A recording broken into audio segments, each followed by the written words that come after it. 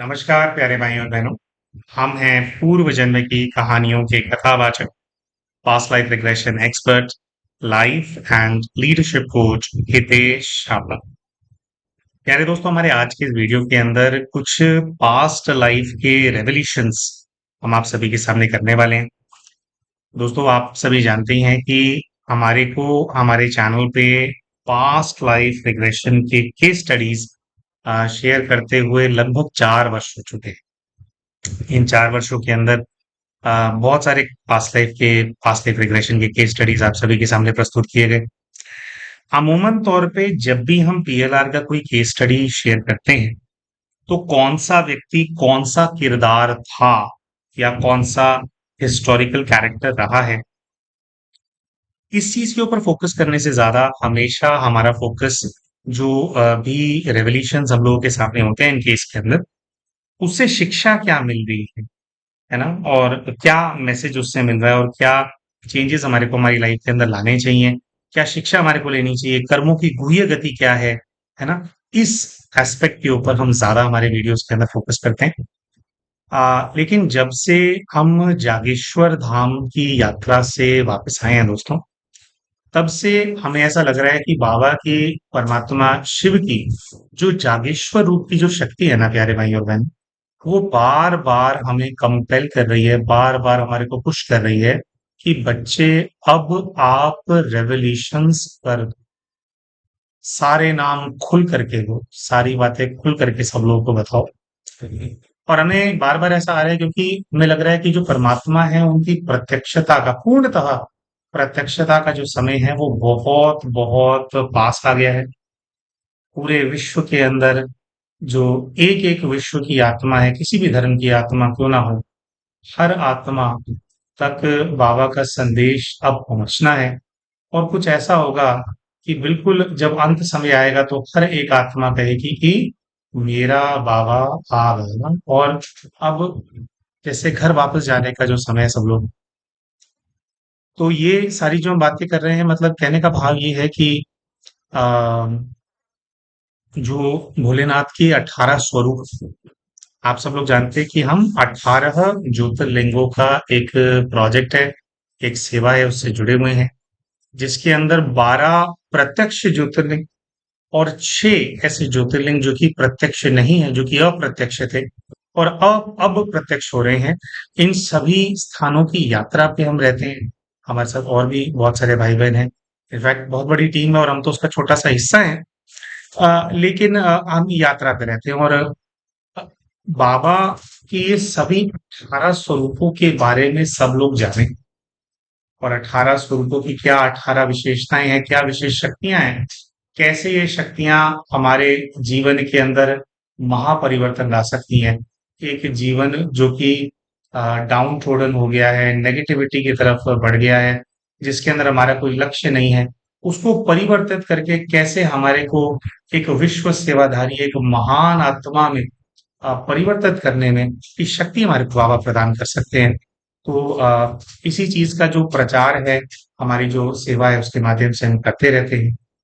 और मुख्यतः बाबा ने धरती पर आकर के, वैसे तो बहुत सारे कर्तव्य प्ले करते हैं परमात्मा शिव, लेकिन परमात्मा शिव खुद आकर के 18 मुख्य कर्तव्यों का निर्वाह करते हैं, 18 मुख्य स्थानों से, जिनकी शक्ति के प्रभाव से उनके ये कर्तव्यवाचक स्वरूप इस पूरी धरती पर, विशेषकर भारतवर्ष के अंदर अलग अलग स्थानों पर स्वयंभू होते हैं, प्रकट होते हैं।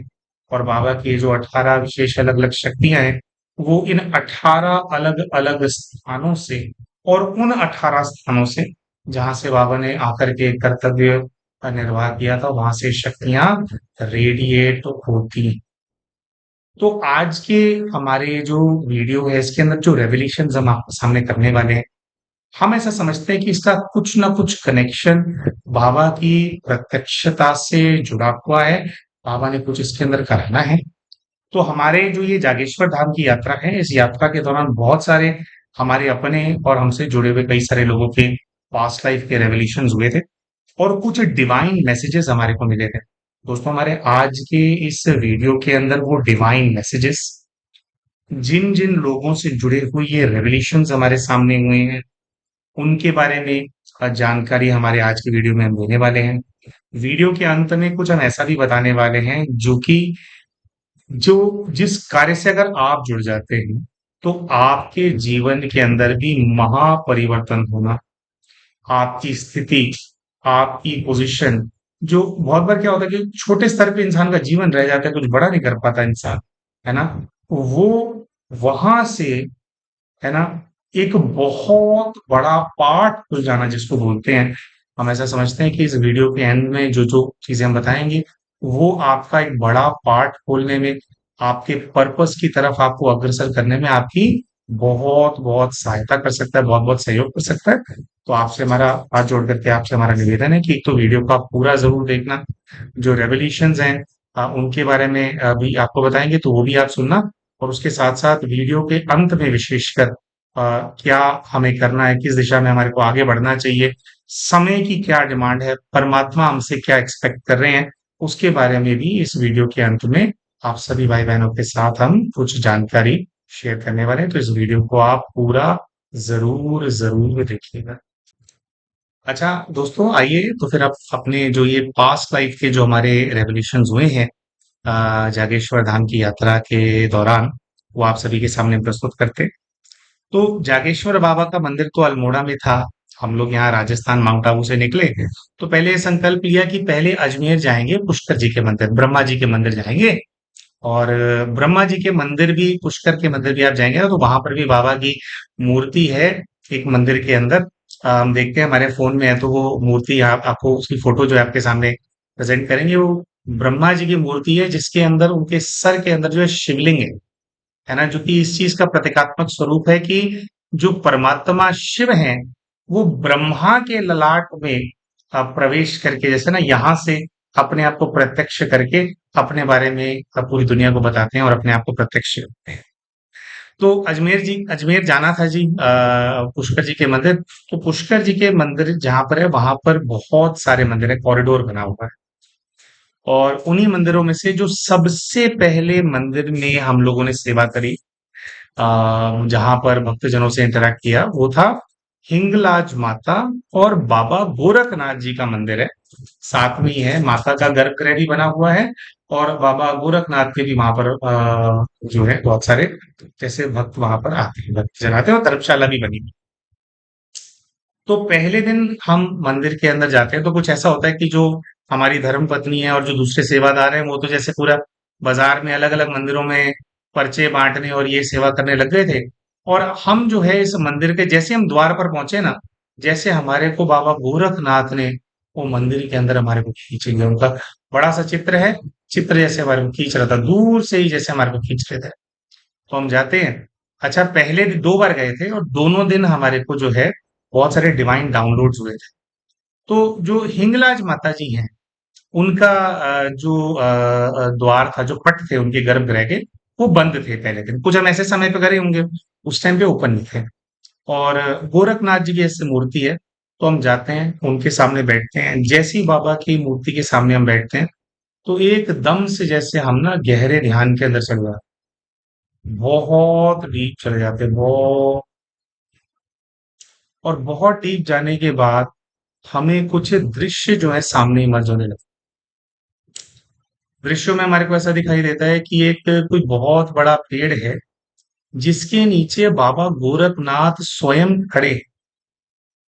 और हमें ऐसा दिखाई देता है कि गौतम बुद्धा हमें बाबा गोरखनाथ के पास लेकर के जा रहे हैं। हम गौतम हम जो है गौतम बुद्धा के कोई बहुत प्रिय शिष्य हैं, बहुत क्लोज हैं। लेकिन ऐसी फीलिंग आती है कि जैसे गौतम बुद्धा ना हमारे को हैंड ओवर कर रहे हैं गोरखनाथ जी को, जैसे वो हमारे को मैसेज हमारे को दे रहे हैं कि भाई अब तुम्हारे जो गुरु हैं वो ये है। और हम इसी दृश्य के अंदर डूबे रहते हैं। हमें समझ में नहीं आता कि बाबा गोरखनाथ का और बुद्धा का क्या कनेक्शन है, बुद्धा हमारे को इनको हैंड ओवर कर रहे हैं, ये यहाँ पर हो क्या रहा है। ऐसी हमारे को फीलिंग अंदर से आ रही होती है। लेकिन बाबा की, गोरखनाथ जी की जो प्रेजेंस है, उनको देख के ही मन में आ रहा होता है गुरुदेव गुरुदेव गुरुदेव है, कि हम जैसे गुरुदेव बोल करके उनको संबोधित कर रहे हैं। तो पहले दिन बहुत देर तक ध्यान में बैठने के बाद इतना ही दिखता है और फिर हमारी आंख खुल जाती है। अच्छा, अब प्यारे भाई और बहनों, देखिए एक समझने की बात यहाँ पर ये है कि जो गौतम बुद्धा जी हैं, वो बाबा गोरखनाथ जी से लगभग 1500 वर्ष पहले हुए। जिसका मतलब ये है कि फिजिकली वाकई में ये इवेंट हुआ हो कि बुद्धा जी ने हमें बाबा गोरखनाथ को हैंड ओवर किया, हम उनके शिष्य थे, लेकिन बुद्धा इस इंटेंट से लेकर के गए कि अब ये आपके गुरु बनेंगे। फिजिकली तो ये इवेंट नहीं हुआ हो। तो दोस्तों, जब भी दिव्य शक्तियां आपको पूर्व के जीवन का साक्षात्कार कराती हैं, बहुत बार पहले कुछ दृश्य इमर्ज होते हैं, उन दृश्यों का कुछ अर्थ होता है और धीरे धीरे जो रेवलेशंस हैं वो आपके सामने। तो पहले दिन तो यही दृश्य दिखाई दिया। उसके बाद कुछ ऐसा हुआ था कि पहले दिन पुष्कर जी के मंदिर में नहीं जा पाए थे, लेकिन अगले दिन फिर दोबारा से बाबा गोरखनाथ जी और हिंगलाज माता जी के मंदिर हम गए और वहां पे हमने जैसे ध्यान लगाया था। तो अगले दिन कुछ और पूर्व जन्मों के दृश्य हमारे सामने इमर्ज होते हैं और फिर हमारे को पूरी क्लैरिटी मिलती है कि अच्छा, जो हमने एक दिन पहले देखा उसका अर्थ क्या है। तो अगले दिन क्या सामने आता है दोस्तों, उससे पहले जो एनलाइटनमेंट का कॉन्सेप्ट है, थोड़ा सा उसको हम लोगों को समझना अति आवश्यक है। जो एनलाइटनमेंट है, विशेषकर उन आत्माओं के एनलाइटनमेंट या अवेकनिंग की हम बात कर रहे हैं जो कि धर्म संस्थापक आत्मा होती है। जैसे गौतम बुद्ध जी, जिन्होंने बौद्ध धर्म की स्थापना करी। देखिए, जब भी कोई ऐसी महान आत्मा किसी धर्म की स्थापना करती है, तो फिर जब तक पूरा कल्प चलता है, तब तक वो आत्मा उस धर्म में रह करके उस धर्म की पालना करती है। चाहे नया जीवन लेकर के व्यक्त रूप से करें या अव्यक्त रूप से अपने धर्म की जो पालना होती है आत्मा। अब ये जो एनलाइटनमेंट का या अवेकनिंग का जो इवेंट होता है दोस्तों, ये होता क्या है कॉन्सेप्ट कि बहुत लंबे स्थान समय से एक योगी एक स्थान पर बैठ करके साधना कर रहे होते हैं, ध्यान लगा रहे होते हैं। उस अ, उस लोक में उनका ध्यान होता है जहां परमात्मा शिव वास करते हैं। और जो धर्म की स्थापना करने वाली आत्मा होती है, एनलाइटनमेंट का डे वो वाला डे होता है जिस दिन धर्म संस्थापक आत्मा आकर के योगी के शरीर में प्रवेश कर जाती है और उसके बाद धर्म स्थापना करने वाली आत्मा, वो जो योगी होता है, उसकी बॉडी को पूरी तरह से टेक ओवर कर लेती है और फिर जो बिल्कुल अंत तक जो स्थापना करने वाली आत्मा होती है, वो शरीर के अंदर रह करके अपने धर्म का प्रचार करती है, उनके अनुयायी बनते हैं, उनके शिष्य बनते हैं और फिर जब उनका अंत समय आता है, जब उनका शरीर छूटता है, तो वो जो दोनों आत्माएं होती हैं वो अलग अलग पाथ पे अपना आगे निकल जाती हैं। ठीक है, कि कहने का भाव ये है कि जब धर्म की स्थापना होती है, तो वो एक आत्मा नहीं होती है। धर्म की स्थापना हमेशा दो आत्माएं मिलकर के करती हैं। एक दैवीय कुल की आत्मा होती है जो कि पहले से कई सारे जन्मों के चक्र में चल रही थी, उस जीवन में योग करते हैं और उनके जो योग है, उसका जो बल है, वो धर्म की स्थापना करने वाली आत्मा को खींच लेती है अपने शरीर के अंदर। ठीक है, तो वो दोनों मिलकर के काम कर रहे होते हैं। वैसे तो जो स्थापना करने वाली आत्मा होती है वो पूरी तरह से जो है टेक ओवर कर रही है, लेकिन जिस आत्मा ने अपना शरीर लैंड किया होता है धर्म संस्थापक आत्मा को, उनके अंदर भी उनकी एनर्जी के ट्रेसेस होते हैं, सिमिलर उनकी जो है एनर्जी होती है। तो यहाँ पे कहने का भाव है कि आ, जब ये जो गौतम बुद्धा वाला जो सीन हमारे सामने इमर्ज हुआ कि बुद्धा जो है वो हमारे को लेकर के जा रहे हैं और उन्होंने हमारे को बाबा गोरखनाथ जी को हैंड ओवर किया है। ये सीन जो बुद्धा हैं, यानी जिन्होंने बौद्ध धर्म की स्थापना करी, एक्चुअली में उनसे जुड़ा हुआ नहीं था। ये उस आत्मा से जुड़ा हुआ शरीर था जिसने तपस्या की थी, और तपस्या करके जिनके अंदर बुद्धा जी ने प्रवेश किया था, वो वाली आत्मा का जो पार्ट है हमारे को वहां दिखाई दे रहा। और दोस्तों, हमारे वीडियोस के अंदर हमने पहले भी रिवील किया है कि ये जो परमात्म प्रत्यक्षता का प्रोजेक्ट है, या जो सारे ये जो 18 ज्योतिर्लिंगों का ज्ञान और माउंट आबू के ये 18 मुख्य एनर्जी सेंटर्स का जो ज्ञान है, ये 18 एनर्जी सेंटर्स, 18 ज्योतिर्लिंग, जो कि श्रीमद् भगवत गीता के 18 अध्यायों से डायरेक्टली कनेक्टेड है। ये जो 18 नंबर है, संपन्नता का नंबर है। ये जो पूरी नॉलेज का डाउनलोड एक बहुत ही विशेष आत्मा को, एक बहुत ही विशेष हमारे दीदी हैं, बड़े दीदी हैं, उनको जो है इसका डाउनलोड हुआ था। और 2022 के अंदर फिर ये परमात्मा की प्रत्यक्षता से जुड़े हुए ये 18 स्थानों के रेवलेशन की जो है सेवा है, उसका जो शुभ आरंभ हुआ था। हमने पहले भी हमारी एक वीडियो के अंदर बताया था, बहुत पहले, कि ये दीदी ही वो आत्मा थी, यानी कि जिनके अंदर बुद्धा ने प्रवेश किया। यानी कि जब भी देखो धर्म संस्थापक आत्माएं तो ना, दो आत्माएं होती हैं, एक गौतम है और एक बुद्ध है। गौतम ने तपस्या करी, और उस तपस्या के बल से बुद्ध जी को जो है अपने अंदर प्रवेश कराया, तो वो मिल करके गौतम व बुद्ध हो गए। और जब फिर गौतम बुद्ध शरीर छोड़ेंगे, तो गौतम अपने पाथ पे निकल जाएगा। वो भी महान तपस्वी आत्मा है, दैवीय कुल की आत्मा है। और बुद्धा जो है, वो फिर जैसे हमने कहा, या तो व्यक्त रूप से या अव्यक्त रूप से जो है अपना बौद्ध धर्म जो उन्होंने स्थापन किया, फिर वो उसकी पालना करते हैं। तो हमारे जो दीदी रहे हैं, या अभी भी हैं, जिनका गौतम का पाठ रहा है, उनके माध्यम से ही बाबा ने ये 18 स्थानों के और 18 ज्योतिर्लिंगों के रेवल्यूशन जो हैं, उनको करना शुरू किया था। आपको दिखा देते हैं। ये आपको सेंटर में 18 आपको जो है ज्योतिर्लिंग नजर आएंगे। और इन 18 से ज्योतिर्लिंगों से जुड़े हुए माउंट आबू के अंदर, मधुबन के अंदर, ये 18 ऐसे एनर्जी सेंटर्स हैं, जिनकी यात्रा अगर आप करते हैं, या इन 18 एनर्जी सेंटर्स में अगर आप तपस्या करते हैं, तो आपको प्राप्ति वही होती है जो इन 18 ज्योतिर्लिंगों की यात्रा करने से होती है। अब कई बार क्या होता है कि ज्योतिर्लिंग तो पूरे भारतवर्ष में फैले हुए हैं, पशुपतिनाथ जी नेपाल के अंदर हैं, तो एक व्यक्ति के लिए संभव हमेशा नहीं हो पाता। अब हम तो यात्रा पे रहते हैं, हमारी तो सेवा है ना, कि एक एक स्थान पर जाकर के आप साधना करें। सबके लिए नहीं हो पाता, वैसे जो कर पाए अच्छा है। लेकिन अगर इन सभी 18 स्थानों की शक्ति को एक ही स्थान में अगर आप अनुभव करना चाहते हैं, तो 20 से 25 किलोमीटर के रेडियस के अंदर ये सारे 18 एनर्जी सेंटर्स एग्जिस्ट करते हैं। तो जो ये दृश्य, जैसे कि हमने कहा, जो हमारे को दिखाई दे रहा था, इसके अंदर जो हमारे को दिखाई दिया कि जो कि गौतम हैं, बुद्ध हैं, हम उनके शिष्य हैं प्रिय, और वो हमारे को बाबा गोरखनाथ को हैंड ओवर कर रहे हैं। तो वो ये जो हमारे दीदी हैं, जो कि इस वाली यात्रा पे हम लोगों के साथ नहीं थे, जिनका गौतम का पाठ रहा है, ये उनसे जुड़ा हुआ दृश्य हमारे सामने इमर्ज हो रहा है। अब हम आपको डायरेक्टली बताएंगे कि नेक्स्ट डे पास्ट लाइफ के कौन से सीन्स हमारे सामने आए, और उसमें से क्या क्या मैसेजेस जो है फिर वो निकल करके आए। तो प्यारे भाई और बहनों, अगले दिन फिर से हम मंदिर जाते हैं, और एक बार फिर से जो है अकेले ही उस मंदिर के अंदर पहुंच जाते हैं। बाबा का मंदिर, माता हिंगलाज देवी का मंदिर, जो है हमारे को बार बार आकर्षित कर रहा था।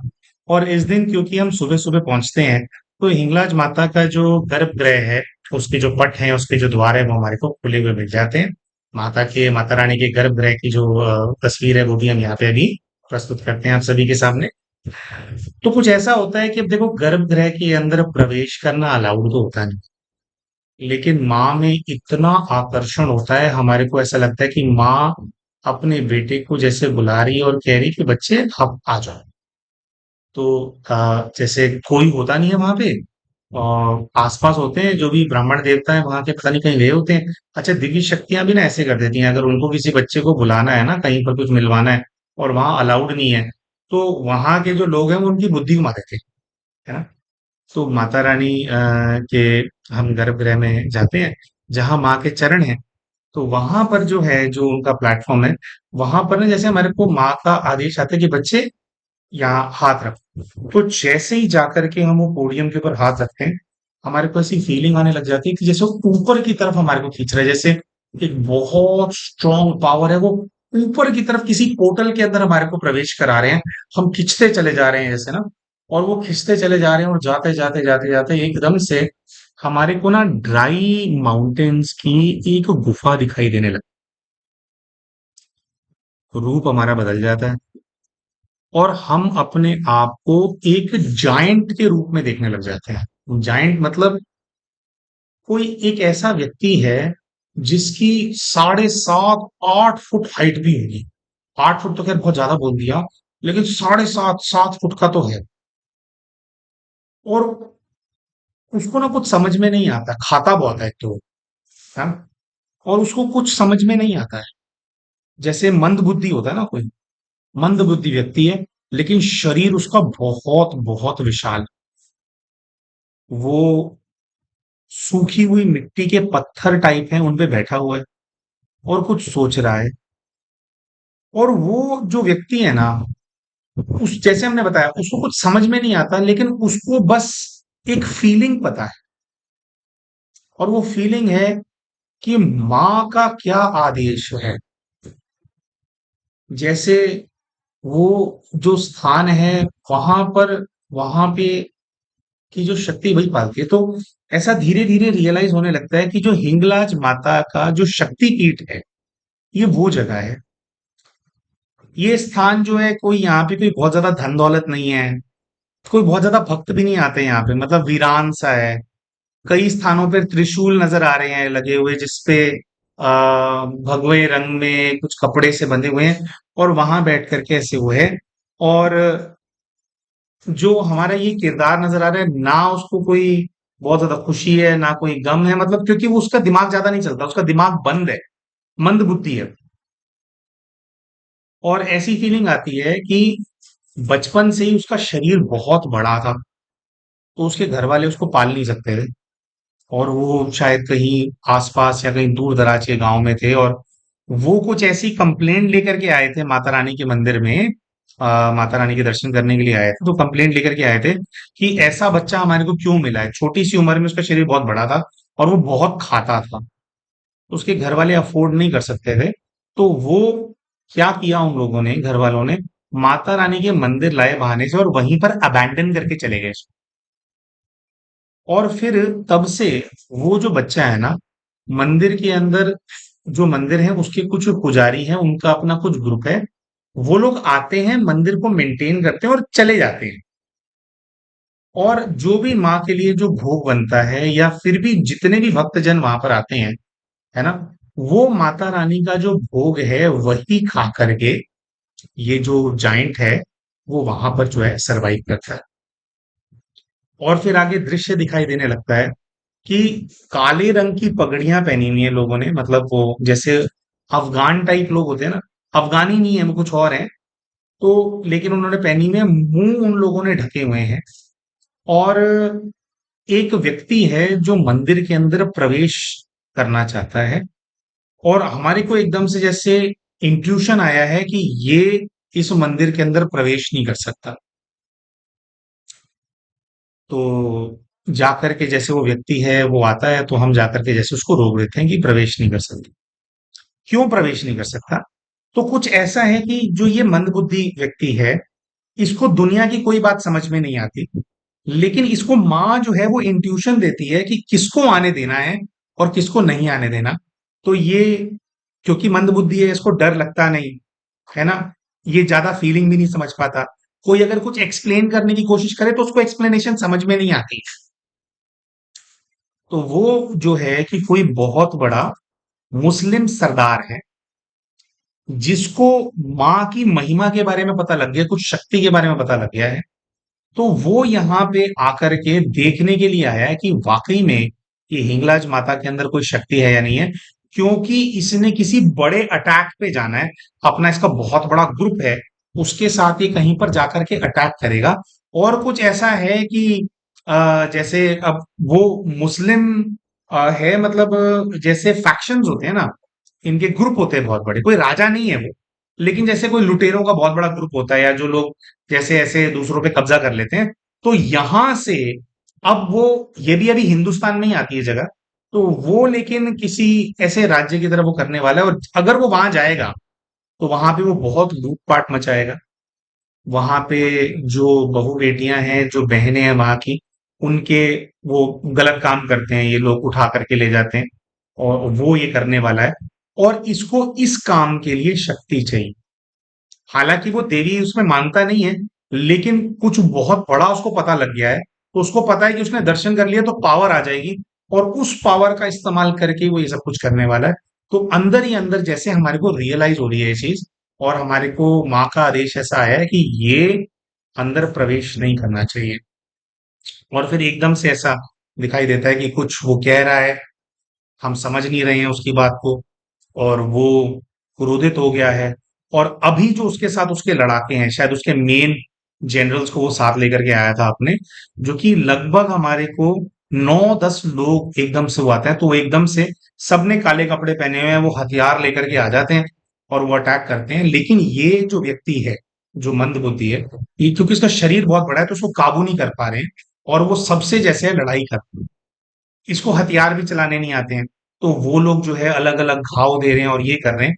तो धीरे धीरे ऐसा दिखाई देने लगता है कि जो मेन जो व्यक्ति था, जैसे जो प्रवेश करने का प्रयास कर रहा था, तो ये जैसे उसका चेहरा पकड़ लेता है, और चेहरा पकड़ करके अपने हाथों से जैसे उसका चेहरा फाड़ करके दो हिस्सों के अंदर अलग कर देता है।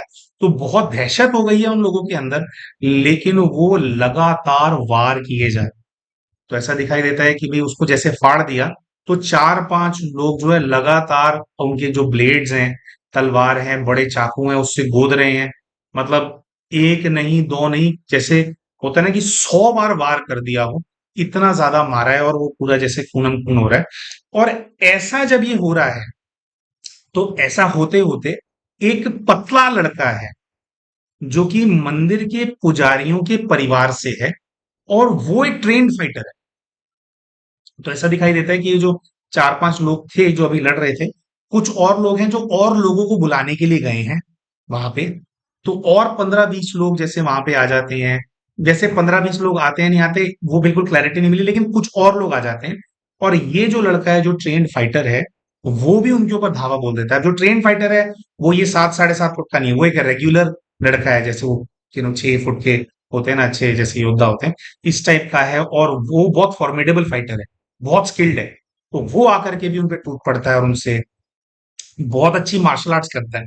तो ऐसे दिखाई देता है कि भाई जैसे गर्दनें कट रही हैं।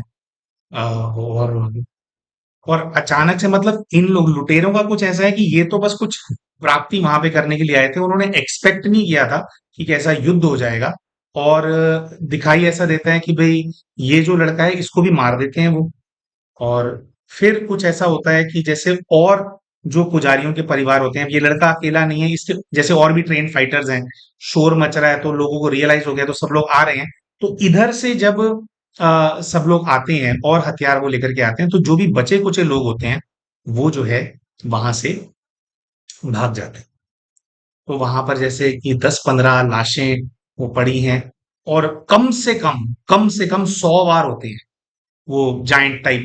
मतलब जाइंट का मतलब एक्चुअली में राक्षस नहीं है, जैसे ह्यूमन ही है, बट जैसे विशाल शरीर है बहुत। तो कम से कम 100 बार उसके शरीर पर होते हैं, पूरा उधेड़ दिया है, चेहरा सब कुछ।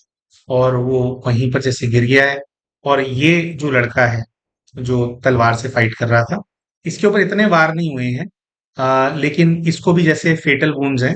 तो ये जो दोनों हैं, वो वहीं हिंगलाज माता की जो मंदिर की कोई गुफा है, बस मतलब जैसे दिखाई दे रहा है, ऐसे ऊपर से केव कवर कर रही है।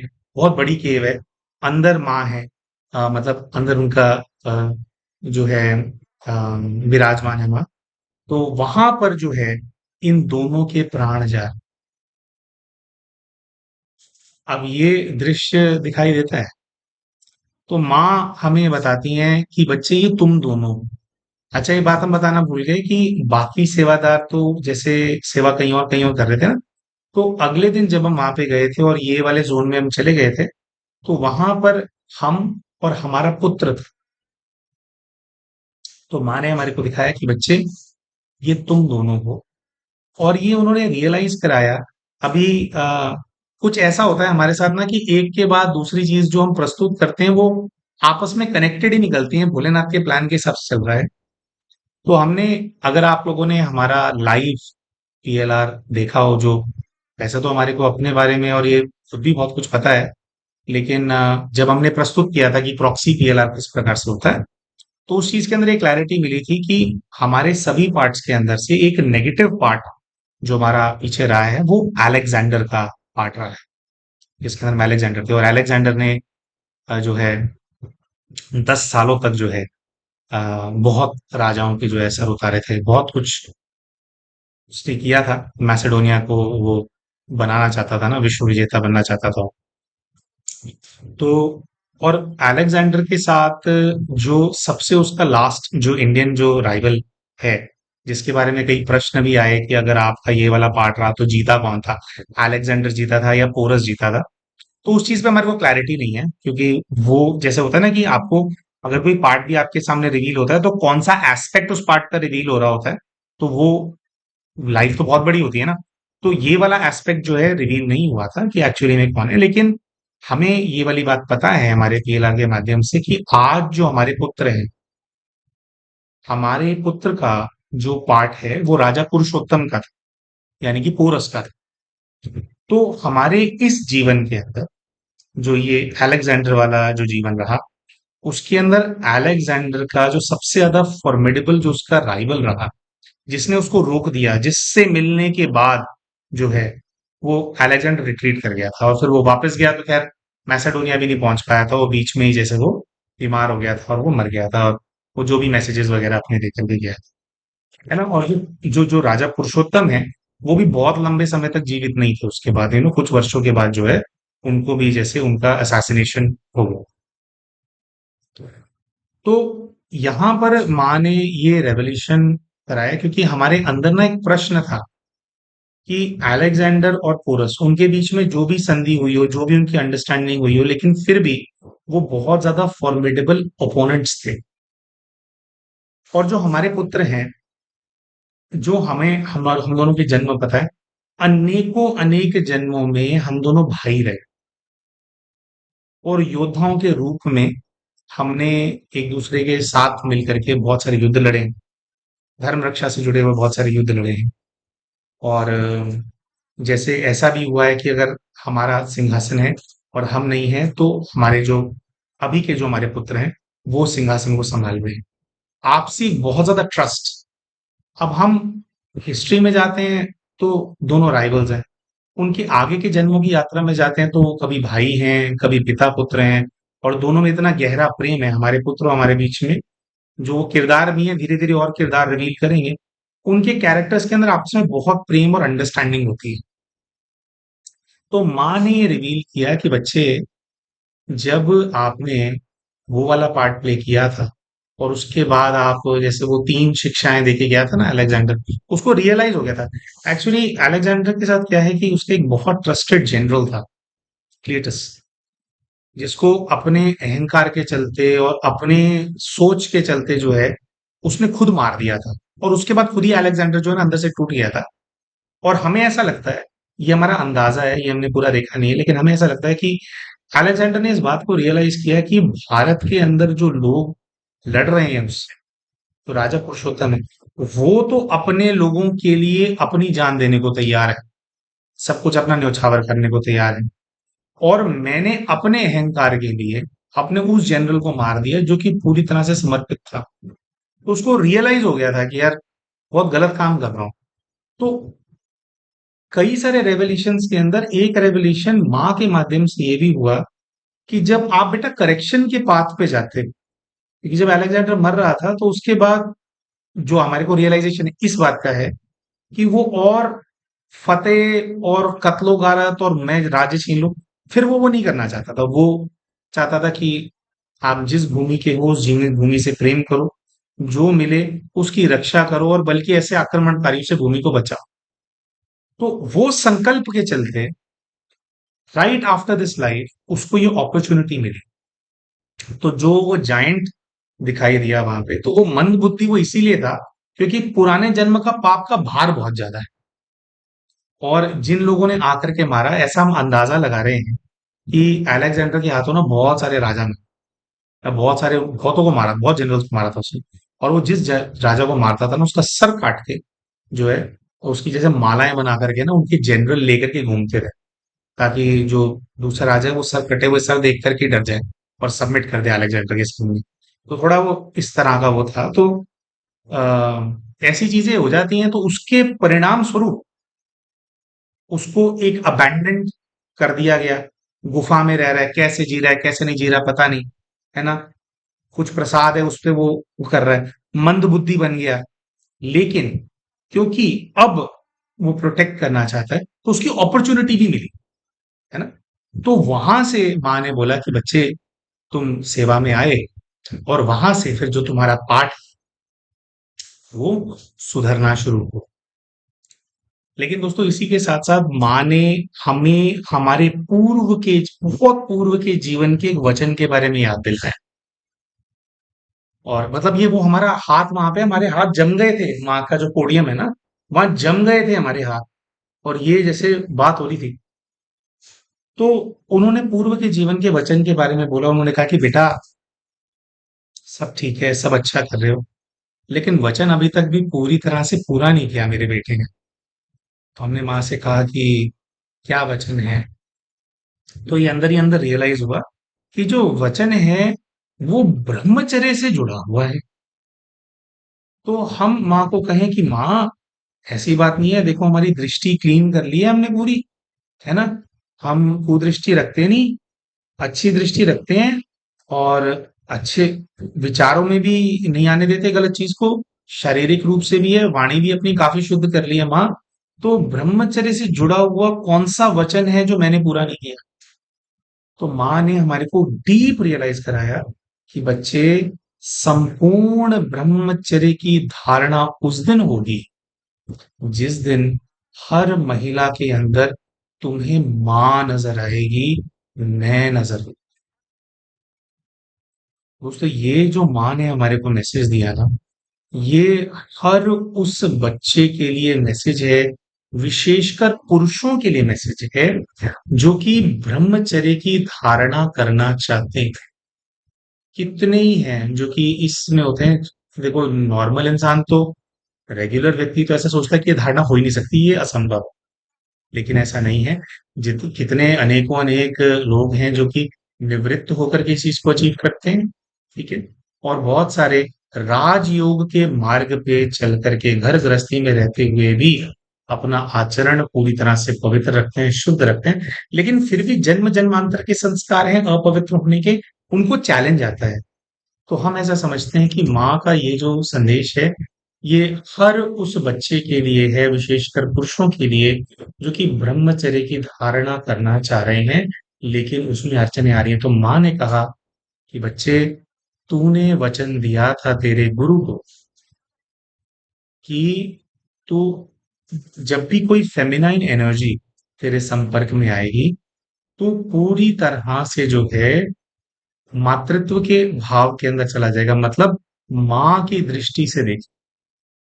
माँ ने कहा कि बच्चे, मुझसे मिलने आया बहुत अच्छी बात है, लेकिन आज से अपने ब्रह्मचर्य के बल को बढ़ाने के लिए तुझे अभ्यास करना है कि जब भी कोई फेमिनाइन एनर्जी तेरे सामने आएगी, यानी चाहे बहन हो, चाहे छोटी आयु की हो, बड़ी आयु की हो, जब तू उसके संपर्क के अंदर आएगा तो माँ के रूप में देखेगा।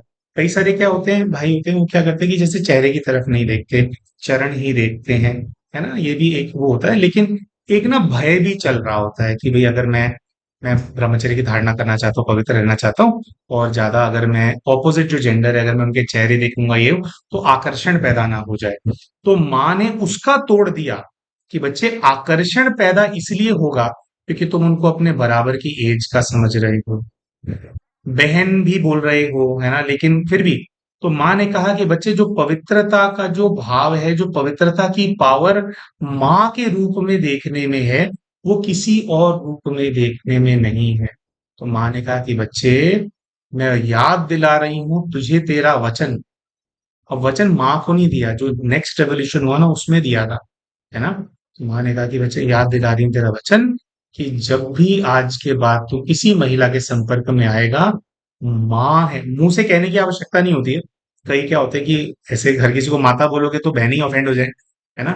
लेकिन माँ ने कराया कि आपके मन में ये भावना लानी है कि आप माँ से इंटरैक्ट कर रहे हो, मेरी एनर्जी को फील करना, तो तेरा जो ब्रह्मचर्य है वो चरम पे चला जाएगा। और माँ ने कहा कि जब इस चीज की पूरी प्रैक्टिस हो जाएगी ना, कि माँ के रूप की स्मृति आएगी, कोई भी महिला कोई भी बहन सामने आई, माँ के रूप की स्मृति जब तू इसको पक्का कर लेगा, तो तेरे ब्रह्मचर्य का जो तेरा व्रत है, जो फिर भी ऊपर नीचे जैसे एनर्जी हो जाती है ना?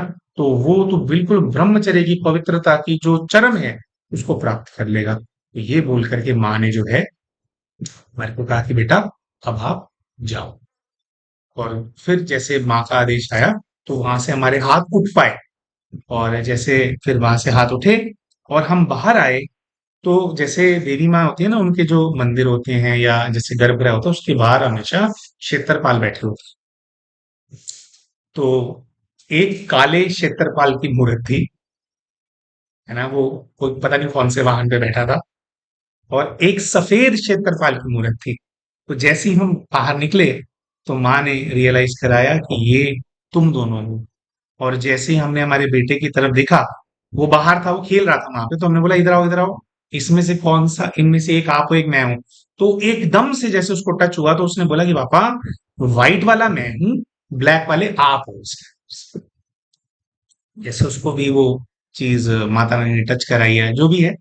तो ये बहुत डीप रियलाइजेशन हुआ। और कि माता रानी से जो कनेक्शन, तो एक जो मेन मैसेज है वो इसके लिए है कि जो भी भाई ब्रह्मचर्य में अपने आप को आगे बढ़ाने का अभ्यास कर रहे हैं, प्रयास कर रहे हैं, पवित्रता का बल बढ़ाना चाह रहे हैं, तो माँ के रूप में हर फेमिनाइन एनर्जी जो है, कोई भी अगर आपके संपर्क में आती है, माँ है, आपके मन में ये विचार चलना चाहिए। और एक माँ से कैसे बात की जाती है, कैसे इंटरैक्ट किया जाता है ना? उस भाव को अपने अंदर बढ़ाना है, तो इसके माध्यम से पवित्रता का बल आपके अंदर बढ़ता चला जाएगा, बढ़ता चला जाएगा, बढ़ता चला जाएगा।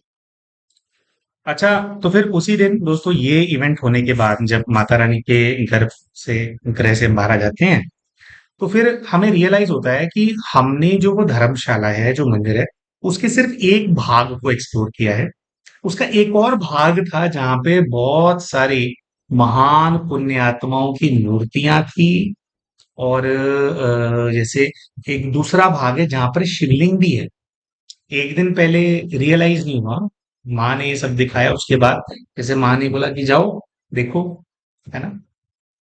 तो दोस्तों, क्योंकि बहुत ज्यादा हाई डिवाइन पावर के संपर्क में ऊपर क्या रहता है, अभी क्या होता है कि फिजिकली हाथ हटा लिया, लेकिन आप क्या उसी जोन के अंदर, तो उसमें क्या होता है कि रेवलेशन रियलाइजेशन बहुत आसानी से होते हैं। तो जैसे हम फिर जाते हैं दूसरे भाग में, तो वहां पे कई सारे मूर्तियां होती है, और उन मूर्तियों में से सबसे पहले एक योगी रहे हैं जिनकी मूर्ति हम देखते हैं, मत्स्येंद्र नाथ उनका नाम रहा है। नाथ ट्रेडिशन के ही है मत्स्येंद्र नाथ।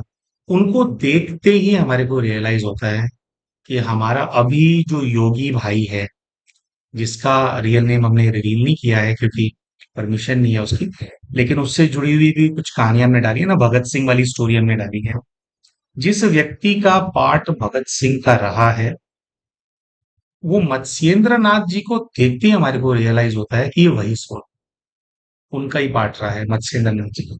और हमारे वीडियोस के हमने बहुत बार बोला है कि जो जितने, अच्छा कुछ क्रांतिकारियों के नाम तो चलो बड़े फेमस होते हैं, लेकिन जितनी आत्माएं इस भारत की भूमि पर बलिहार जाती है ना, अपने अलग अलग पार्ट्स के अंदर, ये सब ना पूर्व जन्मों की योगी हैं, सब तपस्वी होते हैं। और जो भी इनका नाम भी सामने आता है ना, वो एक्चुअली क्या, उनकी तपस्या का बल है जो प्रत्यक्ष करता है। तो मत्स्येंद्र नाथ जी को देखते ही हमारे को रियलाइज होता है कि ये अपना वही वाला भाई है। और बहुत सारे भाई बहनों ने डिमांड किया था, तो इस भाई ने ना, ये सामने फेस दिखाता नहीं है अपना, लेकिन इसने भी योग साधनाएं वगैरह ऑनलाइन करा रखी हैं। तो हमारे संपर्क में भाई है, मैं उनसे करके कुछ इसके द्वारा कराई हुई योग साधनाएं हैं, कुछ उसकी रिकॉर्डिंग्स वगैरह हमारे चैनल पे जरूर शेयर करूंगा मैं, जैसे ही हमारे को एक्सेस मिलेगा। अभी तो आउट ऑफ टच चल रहा है और मम्मा का सेवा कर रहा है। तो मत्स्येंद्र नाथ जी की फीलिंग आती थी। उसके बाद बाबा गोरखनाथ जी। अच्छा, बाबा गोरखनाथ जी की जो मूर्ति है, मूर्ति देखने की हमारे को आवश्यकता नहीं थी। वो हमें एक दिन पहले ही रियलाइज हो गया था, जब हम बाबा के सामने बैठते ध्यान लगाया था, कि बाबा गोरखनाथ और कोई नहीं है, बल्कि हमारे प्यारे ब्रह्मा बाबा हैं। वही ब्रह्मा बाबा जिनके पार्ट वो प्ले करते हैं, जिनकी ललाट के अंदर शिव आकर के अपने आप को प्रत्यक्ष करते हैं। वही ब्रह्मा बाबा जिनका पुष्कर जी के अंदर मंदिर है, उनके कर्तव्य के प्रमाण, है ना। और वो शिवलिंग वाला हमने अभी पीछे तो दिखाया था ना। तो और हमें इस चीज का रियलाइजेशन पहले से है कि देखो, जो महान आत्माएं होती है ना दोस्तों, उनके साथ ना, आपका महान आत्माओं से क्या बहुत लोगों का संबंध होता है ना। जैसे हमारी अपनी धर्म पत्नी है, तो हमारी धर्म पत्नी का जितना हमारे को उनके पार्ट्स पता है कि उनके बाबा के साथ क्या पार्ट्स रहे हैं, और तो उनके नाम जैसे बेटी, बेटा टाइप, इस टाइप के पार्ट रहे हैं ब्रह्मा बाबा के साथ, जब जितने भी रहे हैं, है ना। और बाबा के इतने सारे बच्चे हैं, बहुत बहुत सारे बच्चों के बहुत सारे पार्ट रहेंगे।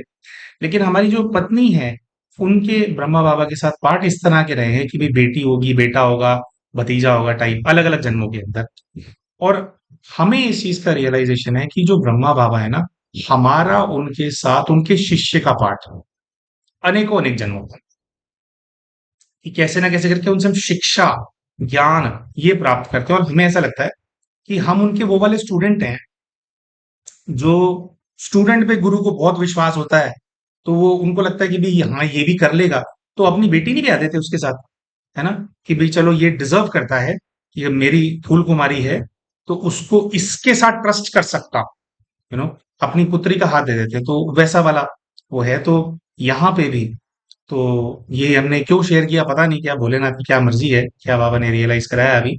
तो दिखाई देता है कि हमारे को एक दिन पहले रियलाइज हो गया था, जब गुरुदेव बोल रहे थे ना हमको, गुरुदेव गुरुदेव बोल रहे थे हम उनको, कि बाबा गोरखनाथ जो है, ब्रह्मा बाबा ही अपने पूर्व के जीवन के अंदर बाबा गोरखनाथ रहे।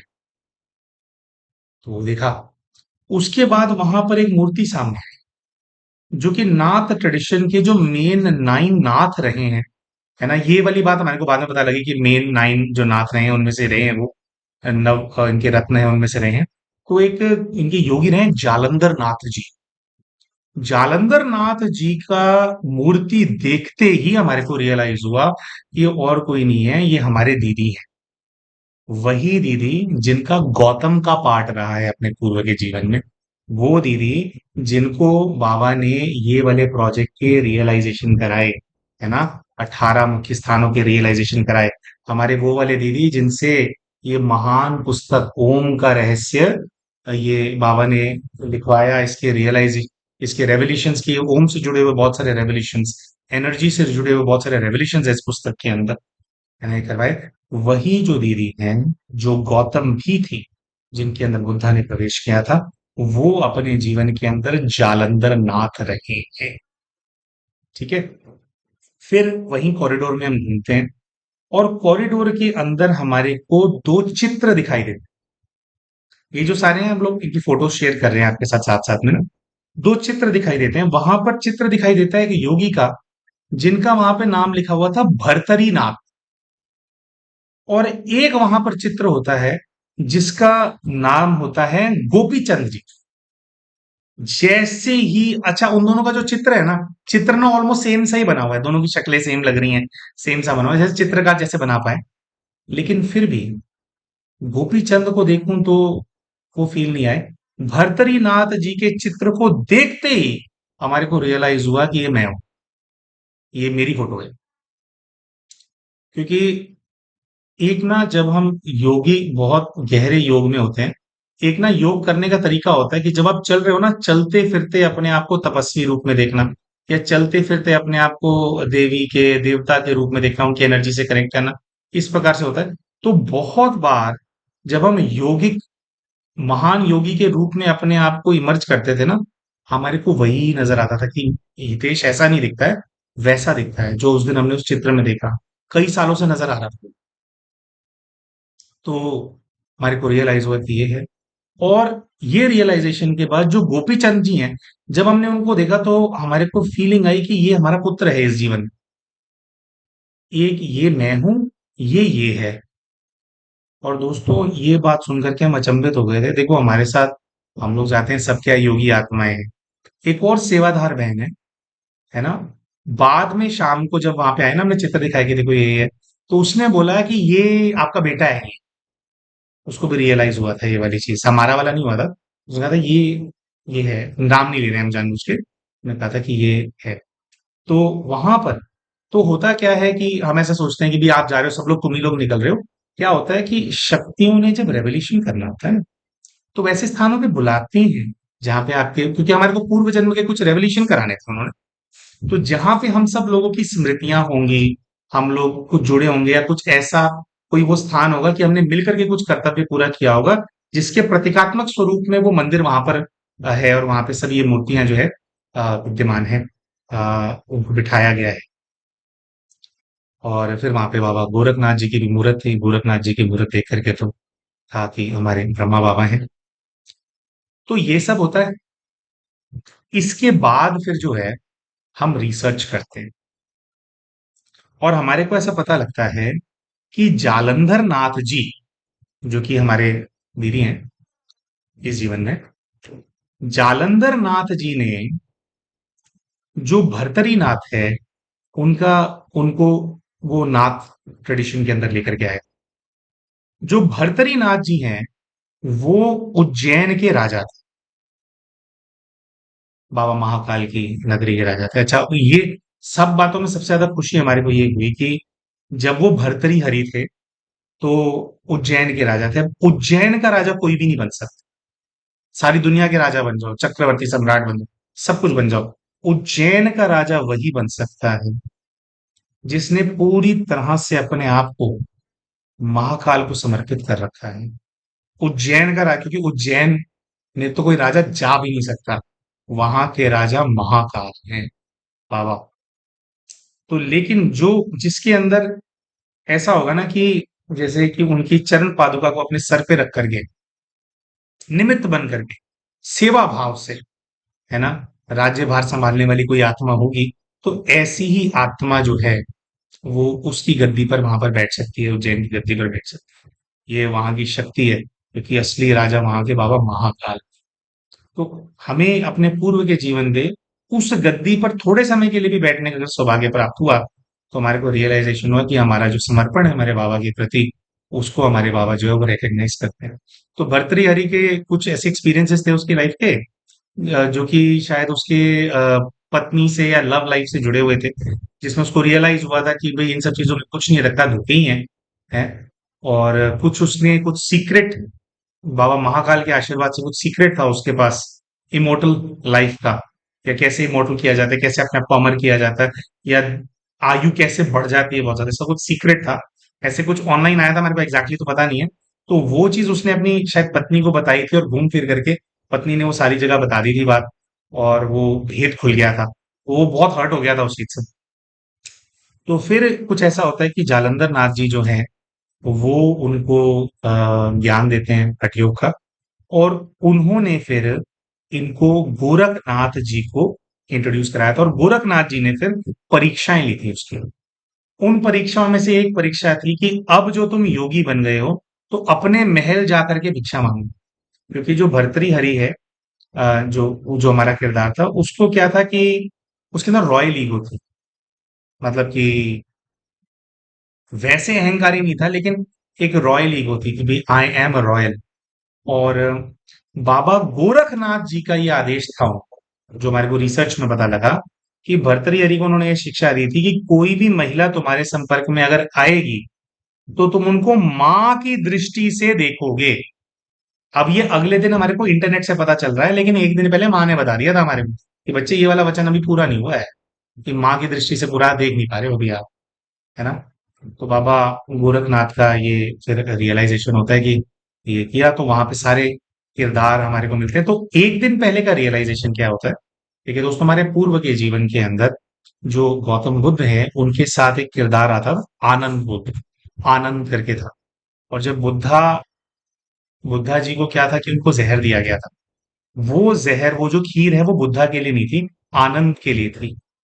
तो कुछ ऐसा था कि जो गौतम बुद्ध हैं, उन्होंने आनंद को वो खीर नहीं खाने दी थी, वो खीर उन्होंने खुद खाई और फिर उन्होंने अपना जो है शरीर छोड़ दिया था, मतलब आनंद की बलाएं अपने ऊपर ले ली थी।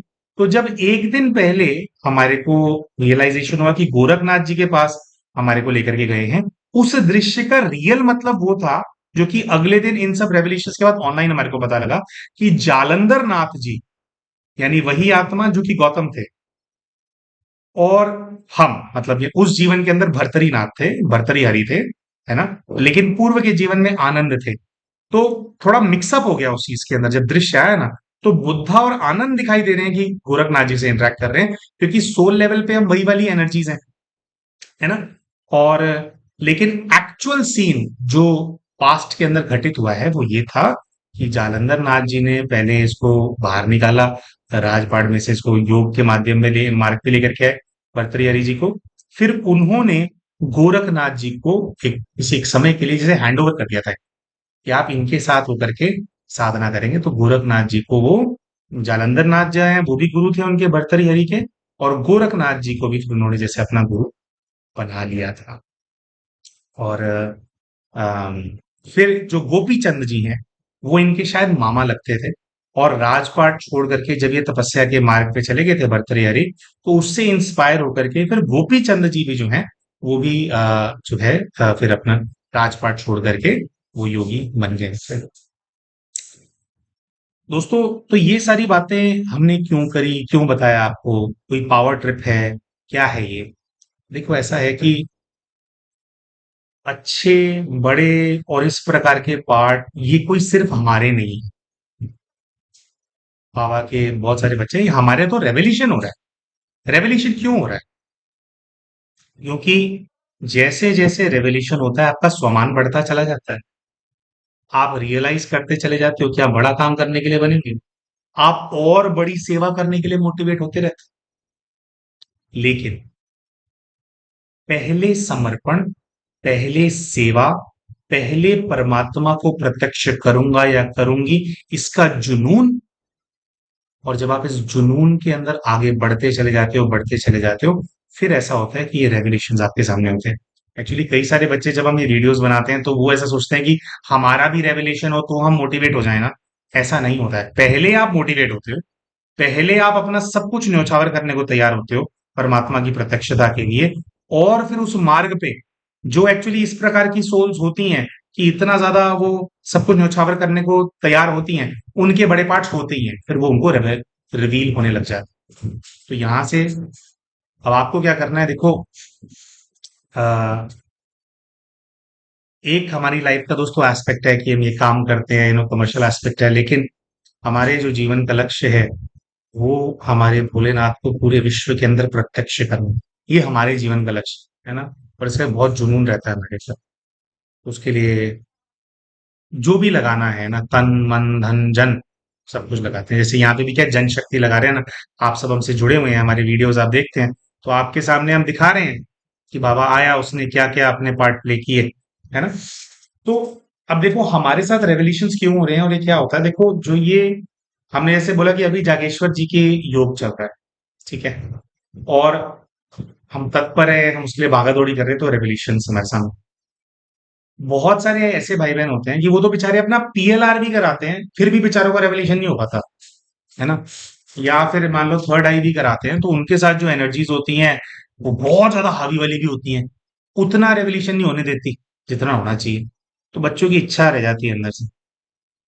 तो आज जो हमारे जीवन के अनुभव हैं, इनसे हम आप तक ये संदेश पहुंचाना चाहते हैं हमारे प्यारे भाई और बहनों, कि अगर आप चाहते हो ना कि भी आपकी भी आत्म जागृति हो और ये रेवोल्यूशंस का दौर आपके जीवन में भी शुरू हो ना, तो जो हम करते हैं ना वो आप भी, हम क्या करते हैं, देखो, हमारे को केवल ये इच्छा नहीं है कि भाई हमारे को ज्ञान मिल गया 18 ज्योतिर्लिंग का, तो बस जो है अभी हमारा भाई जो है बस हमारा इस चीज का प्रचार हो जाए। देखो दोस्तों, पूरे भारतवर्ष में घूम घूम के हम ये पर्चे बांटते हैं। आप पूछते हैं ना भैया सेवा पे क्या करने क्या जाते हो, ज्योतिर्लिंगों की यात्रा पे क्या करने जाते हो, अब पूरे भारतवर्ष में घूम घूम के हम ये पर्चे बांटते हैं। देखो पर्चा सामने से ऐसा दिखता है, के पीछे सभी बाबा के जो जो ज्योतिर्लिंग है उनकी महिमा है इसके अंदर। या आप देख लेंगे कि भोरे बाबा ने ये जो 18 कर्तव्य उन्होंने निर्वाह किया, है ना? मधुबन भूमि के अंदर भी हम तपस्या करते हैं, यहाँ पे 18 स्थान है अलग अलग, जहाँ पे इन 18 ज्योतिर्लिंगों की शक्ति, वो शक्ति बिल्कुल सेम है।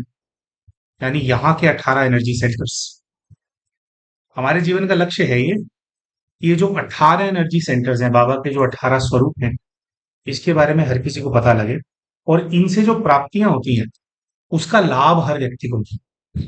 दोस्तों, ये जो पर्चे हैं ना, ये पर्चे अपने आप में इतने पावरफुल हैं, ये जिसके घर में जाते हैं ना, उसको कुछ नहीं पता ज्ञान के बारे में, उसको कुछ नहीं पता कि शिवाय, उसको कुछ नहीं पता ज्योतिर्लिंगों के बारे में। ये पर्चा जिसके घर में जाता है, उनके घर के अंदर जो है समस्याएं सॉल्व होने लग जाती हैं। जो चीज उनको पता नहीं थी वो पता लगने लग जाती है।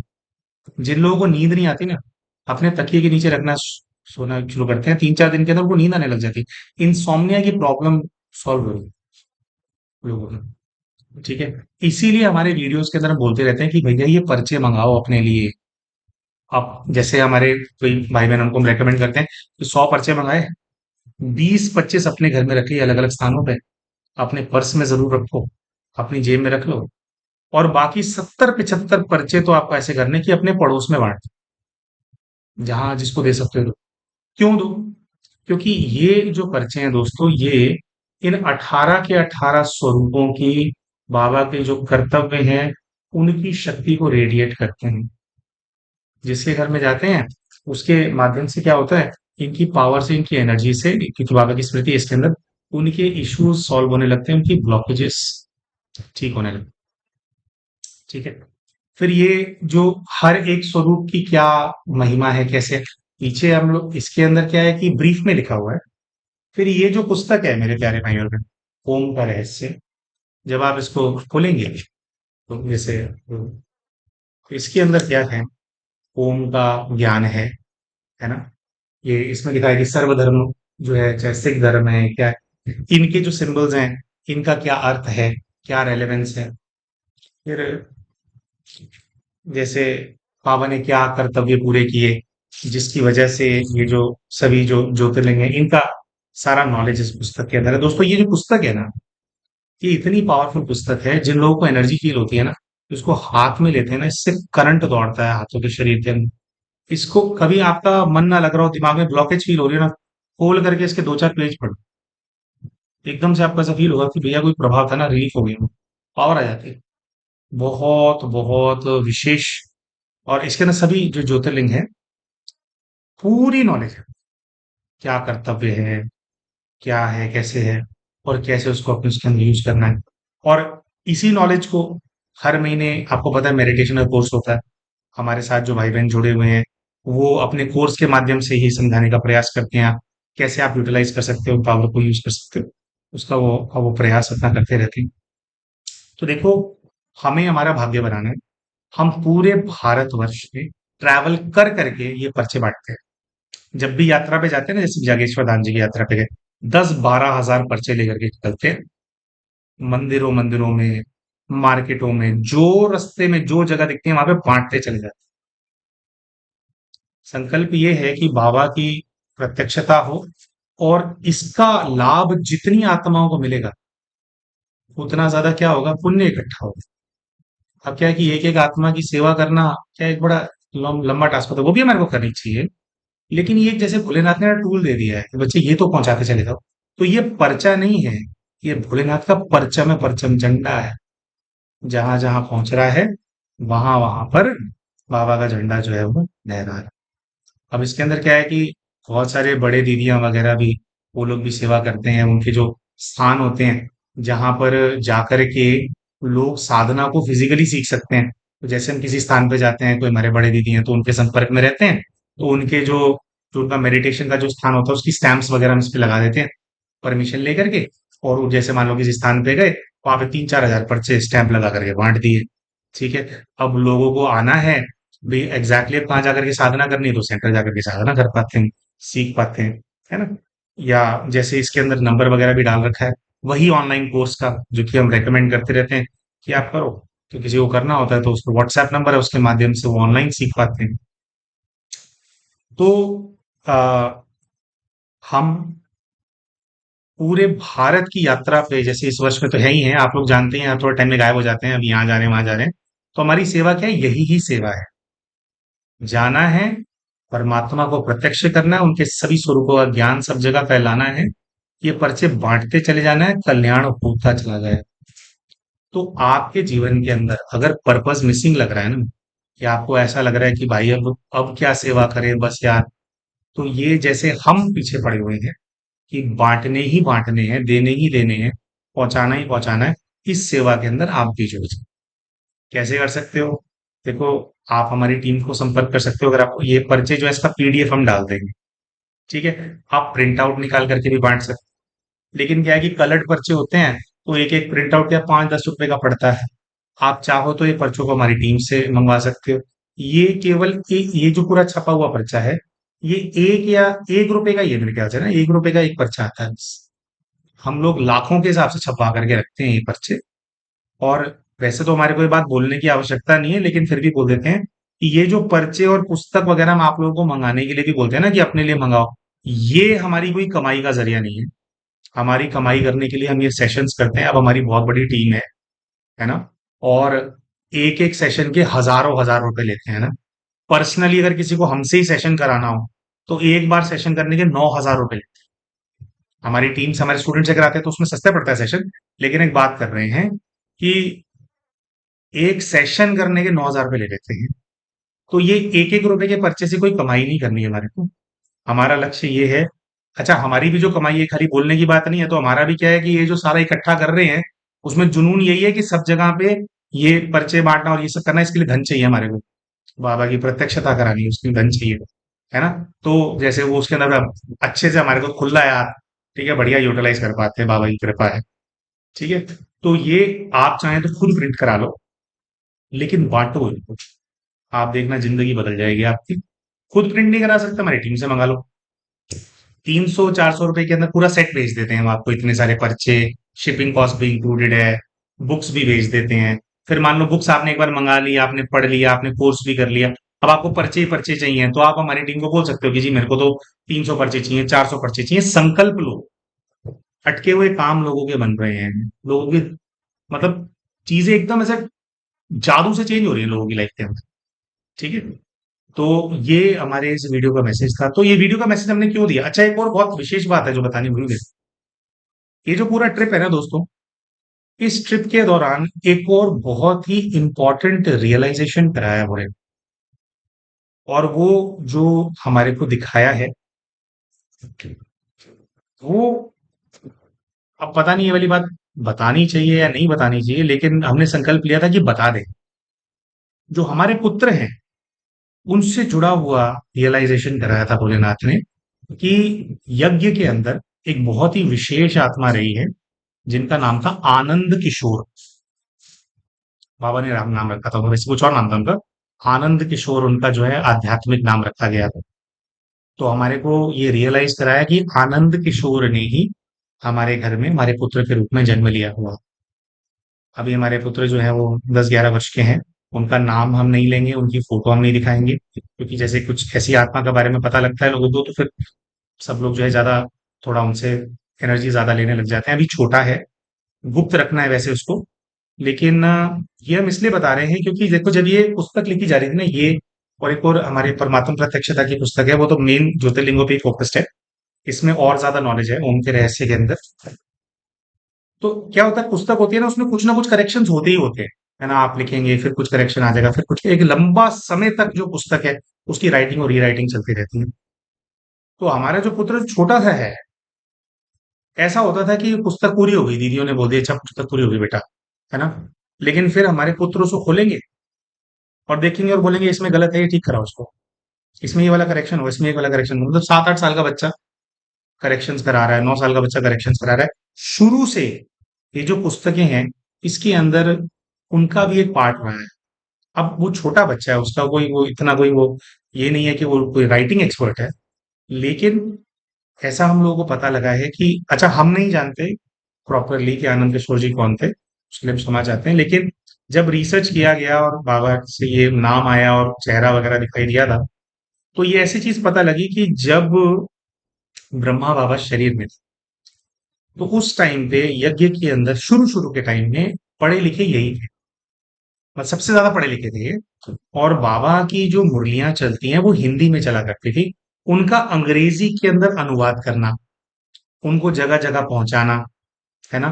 और जब विश्व सेवा भी शुरू हुई तो फॉरेन ट्रैवल करके ज्ञान को दूसरी भाषाओं में जो है वो अवेलेबल कराना, जैसे जापान गए थे, या जैसे और इंग्लिश स्पीकिंग जो कंट्रीज हैं, तो उसके अंदर जो ये आनंद किशोर जी हैं, इनका बहुत बड़ा पार्ट रहा है। और पार्ट किससे जुड़ा हुआ था? लिखने से जुड़ा हुआ। ये लिखित जो ज्ञान है, ईश्वरीय ज्ञान जो है, उसको लिखने से, उसका अनुवाद करने से जुड़ा हुआ था। तो ये आत्मा हमारे जैसे घर में, हमारे घर में बाबा ने भेजी है। और हमारा पुत्र पोरस रहा होगा, है ना? ये बात जब एक बार कही जाती है तो होता है कि पता नहीं अच्छा क्या हो सकता है, नहीं हो सकता। लेकिन आनंद किशोर भाई जी इतनी विशेष आत्मा रहे और वही पुत्र बन करके आया है। तो आनंद किशोर जी पोरस रहे हैं, राजा पुरुषोत्तम रहे हैं। ये बात मानने में जो लोग उनके बारे में जानते हैं, ये बात मानने में फिर लोगों को हिकअप्स नहीं है। तो कहने का भाव ये है कि इस पुस्तक को, इन पर्चों को बनवाया, इस प्रोजेक्ट को बाबा सेवा करवा रहे हैं। इसके अंदर इन्वॉल्व जो आत्माएं हैं, कराने वाले तो खुद बाबा ऊपर बैठ करके करा रहे हैं ना। इन लोगों के पार्ट्स कैसे हैं? गोरखनाथ जी रहे हैं, जालंधर नाथ जी रहे हैं, गौतम रहे हैं, है ना, आनंद रहे हैं, हाँ, या तो बहुत ही विशेष और महान आत्माएं हैं जिनको साथ में जोड़ करके आज के जो भी सत्य रूप हैं उसके अंदर करके बाबा ये वाली जो सेवाएं करा रहे हैं। हम ऐसा समझते हैं कि जो भी बाबा के बच्चे बन चुके या बनने वाले, जो इस सेवा के अंदर आगे बढ़ चढ़ के करने वाली सेवा करने वाले बच्चे हैं ना, ये भी कुछ ना कुछ ऐसा ही होगा कि ये उन लोगों को मोटिवेशन आएगा ये सेवा करने का, जिनके भी आसपास के और ऐसे बड़े बड़े पार्ट्स जो हैं वो रहे हुए हैं। तो इसकी, वैसे इसकी लालसा के अंदर आपको ये सेवा नहीं करनी चाहिए, लेकिन होता ही ऐसे है ना कि बड़ी सेवाएं वही उठाते हैं जिनके होते हैं, है ना। और कई बार ऐसा होता है कि आज हमारे को लगता है कि नहीं, इतना हम कर पाएंगे, नहीं कर पाएंगे, लेकिन आ, जिसका पार्ट होता है वो जब लगता है सारे रास्ते खुलते चले जा रहे हैं, ठीक है, तो हम ऐसा समझते हैं कि स्वयं आनंद किशोर जी ने आकर के अभी अभी जो भी उनका शरीर है, छोटा सा बच्चे का शरीर है, उसके अंदर बाबा ने उनके माध्यम से भी बहुत कुछ इसके अंदर रिव्यू करवाया, बहुत कुछ करेक्शन कराया, बहुत ज्यादा इसको अपग्रेड कराया है ना। और इसी के लिए जैसे उस बच्चे को हमारे घर में भेजा हुआ है, ये बच्चा हमारे घर में आया उसके बाद ही हमारा ऐसा पार्ट हुआ कि हम लोग यहाँ माउंट आबू आकर के रहने लगे। तो तो ये थोड़ी विशेष विश्व सेवा का प्रोजेक्ट है। तो हमने हमारा पार्ट कर दिया, रेवल्यूशंस कर दिए आप लोगों के सामने। अब उसमें से आपको क्या पिक करना है, क्या नहीं करना, वो आपके पास, वो आपके साथ है। लेकिन हम आशा यही करते हैं कि इससे बहुत सारे भाई बहनों को मोटिवेशन मिलेगा और परमात्मा की प्रत्यक्षता कराने का जो कार्य है उसके अंदर सब लोग जो है बढ़ चढ़ के भाग लेंगे। तो मिलते हैं आप सभी के साथ हमारे अगले वीडियो के अंदर। तब तक के लिए नमस्कार।